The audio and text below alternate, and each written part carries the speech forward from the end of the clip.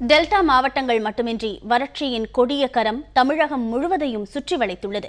நெல்லையில் 600 ஏக்கர் நெற்பயிர்கள் முற்றிலும் பாதிக்கப்பட்டுள்ளன. நெல்லை தூத்துக்குடி மாவட்ட எல்லையில் உள்ளது மேல புத்தனேரி கிராமம்.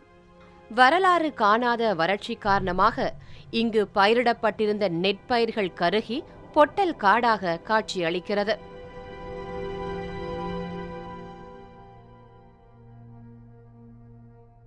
குறிப்பாக நெல்லையின் மேல புத்தனேரி, கீழ புத்தனேரி, பாறைக்குளம், உத்தமபாண்டிக்குளம், அரியகுளம், வாசுக்குளம், தளவாய்புரம் உள்ளிட்ட 20 கிராமங்கள் வறட்சியின் பிடியில் கிடக்கின்றன. அது தண்ணியும் இல்லை, ஒன்றும் இல்லை. எலுமிச்சை போட்டேன், அதில் பிழைக்கலான்னு, அதுக்கும் ஒன்றும் தண்ணி இல்லாமல் பட்டுக்கிட்டு இருக்கு. ஊரோட ஒன்றும் இல்லை. நாற்று தான் போச்சு, 2 திரு போட்டு நாற்று போச்சு. இப்போ அதெல்லாம் கடுமையான நஷ்டம். ஏக்கருக்கு எப்படி 10,000 இந்த நாற்று மட்டும் போட்டாலே 10,000 நஷ்டமாயிட்டு. ஏக்கருக்கு வந்து நாங்கள் ஒரு ஏக்கருக்கு வந்து 10-12,000 உழவு கூலியை கொடுத்துருப்போம். பாபநாசம் அணையின் பாளையம் கால்வாய் தூர்வாரப்படாததே விளைநிலங்கள் வறண்டதற்கு காரணமாக கூறப்படுகிறது. இதனால் கிணறுகள், ஏரி, குளங்கள் என நீர்நிலைகள் அனைத்திலும் துளி நீரை கூட காண முடியவில்லை. விளைநிலங்கள் மட்டுமின்றி விவசாயிகளின் இதயங்களிலும் கானல் நீரே வாட்டி வதைப்பதாக வேதனை தெரிவிக்கின்றனர் விவசாயிகள்.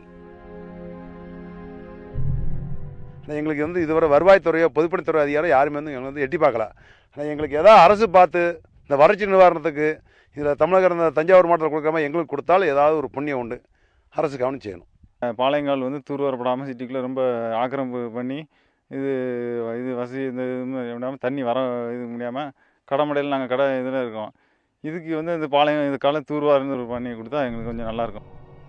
விவசாயம் பொய்த்து போனதால் நகைக்கடன் மற்றும் விவசாய கடனை கூட கட்ட முடியாத நிலைக்கு தள்ளப்பட்டுள்ளனர் விவசாயிகள். பாதிக்கப்பட்டவர்களுக்கு நிவாரணம் வழங்குவதுடன் முதற்கட்டமாக குடிநீர் தட்டுப்பாட்டை போக்க அரசு சார்பில் போர்வெல்கள் அமைத்து தர வேண்டுமென கோரிக்கை விடுத்துள்ளனர். வறண்டு போன கிணறும் வறட்சியான நிலவும் மட்டுமே தற்போது விவசாயிகளின் சொத்தாக இருக்கிறது. கழுத்து வரை கிடந்த நகைகள் அனைத்தும் வங்கியில் கடனாக இருக்க அதனை மீட்பதற்கான நடவடிக்கைகளை அரசு விரைந்து மேற்கொள்ளப்பட வேண்டும் என்பதே விவசாயிகளின் தற்போது எதிர்பார்ப்பு.